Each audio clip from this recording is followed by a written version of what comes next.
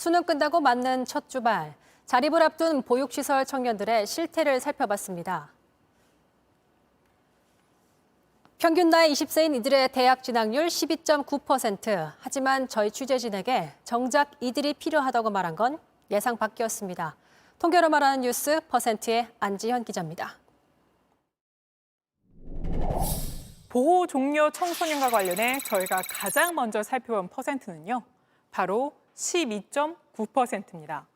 부모의 양육이 불가능해 보육시설 등에서 지내다 보호가 종료된 아이들, 지금은 자립준비 청년으로 불리는 이들의 지난해 대학 진학률입니다. 70%대인 전국 고등학생의 대학 진학률과는 차이가 크죠. 평균 나이 만 20세인 이들이 대학을 가지 않았다면 그럼 어디에 있는 걸까요? 바로 취업에 뛰어든 청년들이 40.4%가량이 됐고요. 대학도 취업도 아닌 상태로 아무것도 하지 않는다는 청년들도 23%가 넘었습니다. 그리고 보육소를 나온 뒤 아예 연락조차 되지 않는, 그러니까 생사조차 알 수 없는 자립준비 청년들이 20%가 넘었습니다.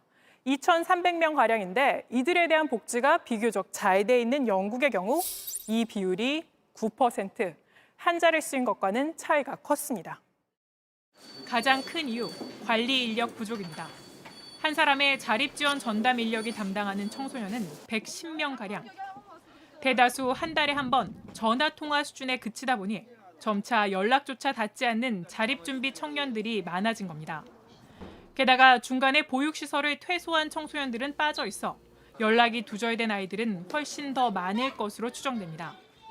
저희가 만난 올해 고3인 자립준비 청년도 보육원 규칙을 어겨 하루아침에 거리로 쫓겨났습니다.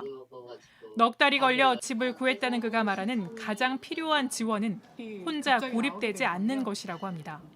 네, 밥을 잘 안 챙겨 먹게 돼요. 그냥 라면 먹을 때도 있고 이런 때가 제일 많아요. 지금 필요한 거는 그런 분들이 자주 연락해주고. 맞아요, 진짜요. 혼자 있으면 외로워요. 수능은 보지 않았고 생계를 위해 취업을 생각하고 있었습니다. 현재 우리나라는 보호가 종료된 청년들에게 5년간 경제적 지원을 중심으로 자립을 돕고 있습니다. 복지부가 지난 17일 발표한 지원 대책도 내년부턴 매달 지원되는 수당을 40만 원으로 올리고 일시에 지원하는 자립 정착금도 1,000만 원까지 늘리겠다고 밝혔습니다. 자립 지원 전담 인력도 180명으로 늘리기로 했는데 한 명이 관리해야 할 청소년은 여전히 70명에 달합니다.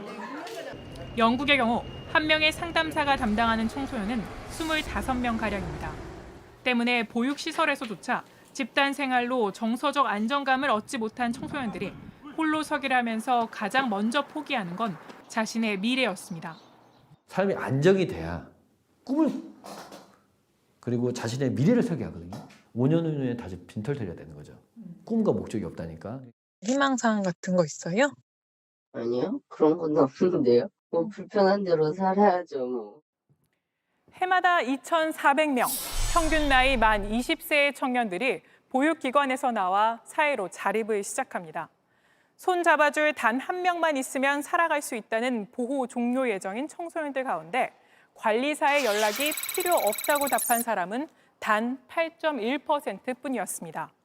결국 대다수의 자립준비 청년들이 평균 한 달에 한 번 꼴인 관리사의 전화 한 통이라도 더 자주 끊기지 않기를 바라고 있었습니다. 지금까지 퍼센트의 안지연이었습니다.